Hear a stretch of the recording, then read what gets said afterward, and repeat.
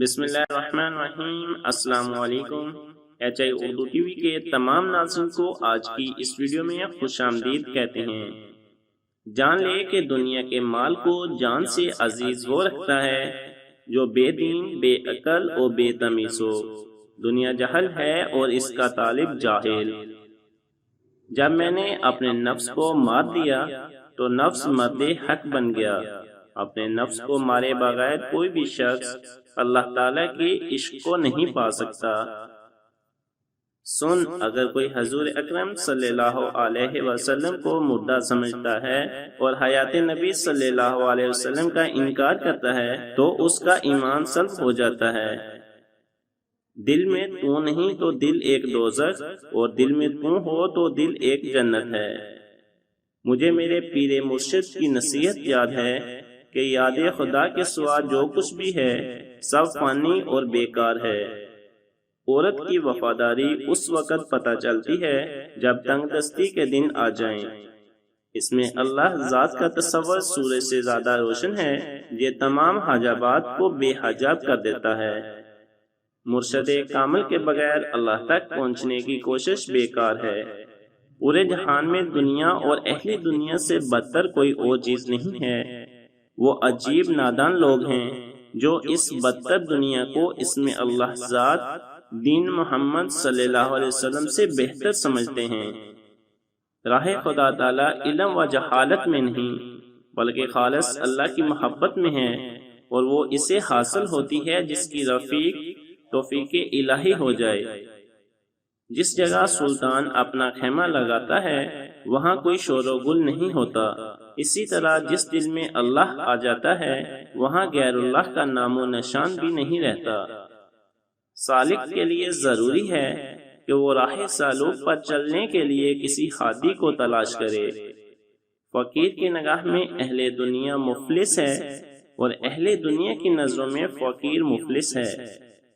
اس میں اللہ ذات کو فقیر مفلس بھی پڑھتے ہیں اور فقیر غنی بھی۔ اس میں اللہ میں کوئی فرق نہیں۔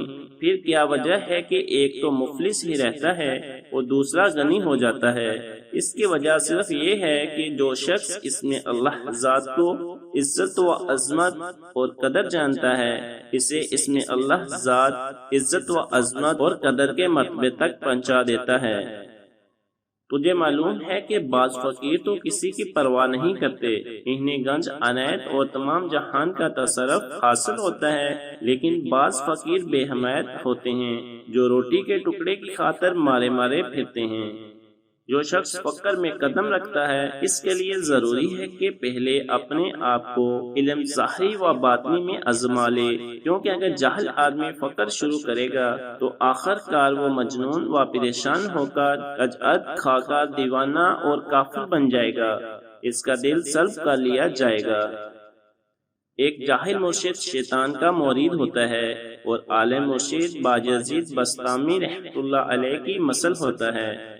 نفس کی شناخت توفیق الہی سے حاصل ہوتی ہے اور رب کی شناخت نور معرفت اور رستہ کی صفائی اور روشنی ہے۔